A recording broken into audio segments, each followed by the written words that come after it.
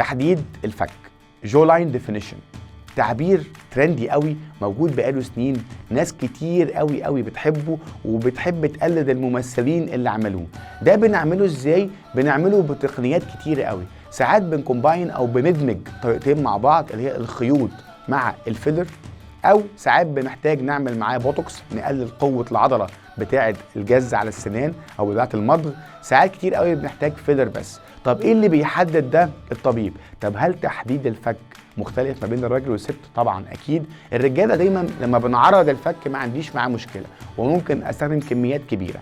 مع البنات او مع الستات تعريض الفك مش حاجه انثويه خالص، دي حاجه ذكوريه، وبالتالي بكون محتاج الدكتور يحدد معاكي انت عايزه ايه مظبوط ويختار لك التقنيه المظبوطه اللي تجيب لك النتيجه المرجوه من الجو لاين ديفينيشن او تحديد الفك.